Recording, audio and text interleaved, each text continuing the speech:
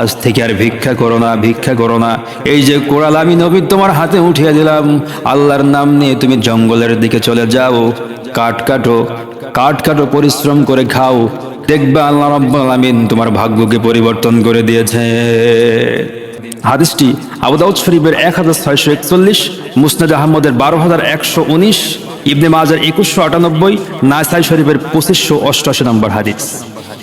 সাইয়েদিনা আনাস রাদিয়াল্লাহু তাআলা আনহু থেকে হাদিসটি বর্ণিত হয়েছে, আনসারী সাহাবী যখন বিশ্বনবী সাল্লাল্লাহু আলাইহি সাল্লামের কাছে এসে ভিক্ষা চাইলেন, হুজুর সুন্দর করে বললেন, ও আমার সাহাবী, ভিক্ষা করো কেন, ভিক্ষা করো কেন, বাসায় কি কোনো সম্পদ নাই? তিনি বললেন, হুজুর বাসায় তো সম্পদ বলতে কিছুই নাই, কিছুই কি নাই, হ্যাঁ আছে, কি আছে, একটা কম্বল আছে।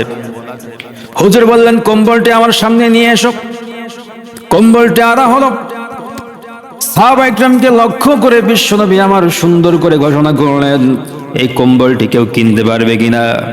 একজন বলল, হুজুর আমি কিনতে চাই। কত দিতে পারবে? 1 দিরহাম দিতে পারবো। হুজুর বললেন, এর বেশি কেউ কি দিতে পারবে? হুজুর আমি 2 দিরহাম দিতে পারবো। 2 দিরহামে কম্বলটি বিক্রি করা হলো। 1 দিরহাম হুজুর তার হাতে ধরিয়ে দিলেন, বললেন, যাও বাজারে যাও, সংসারের জন্য বাজার করো। বাজারটা বাসায় পৌঁছে দেওয়া হলো। আর 1 দিরহাম দিয়ে হুজুর একটা কোড়াল কিনে দিলেন। আল্লাহর হাবিব মুহাম্মদ রাসূলুল্লাহ সাল্লাল্লাহু আলাইহি ওয়াসাল্লাম নিজে হাতে কোড়ালের হাতল লাগালেন, আছাড়ে লাগালেন। লাগিয়ে দেওয়ার পর এই কোড়ালটা ওই আনসারের সাহাবীর হাতে উঠিয়ে দিলেন। বললেন, সাহাবী শোনো, আজ থেকে আর ভিক্ষা করো না, ভিক্ষা করো না।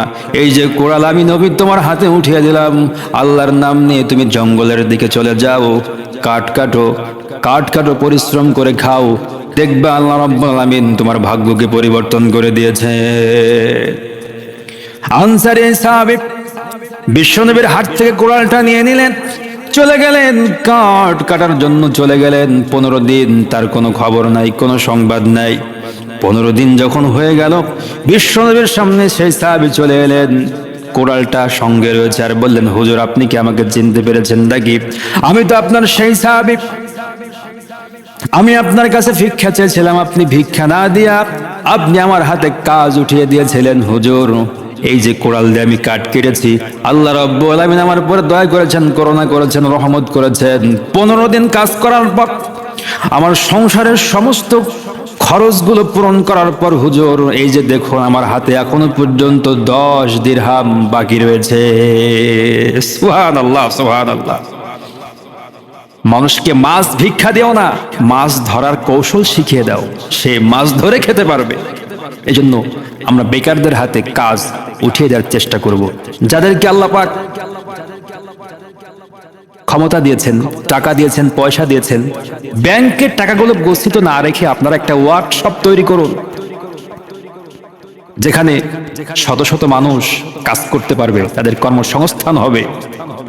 মিল তৈরি করুন, কল তৈরি করুন, কারখানা তৈরি করুন, শুধু লাভের জন্য নয়, লাভ তো হবেই ব্যবসায়, কিন্তু আপনার মাধ্যমে শত শত মানুষ জীবিকা নির্বাহ করতে পারবে। কাজ করে তার মায়ের মুখে, পিতার মুখে, স্ত্রী সন্তানদের মুখে খাবার উঠিয়ে দিতে পারবে। এজন্য যাদের অর্থ আছে আপনারা তৈরি করবেন মিল, কল, কারখানা।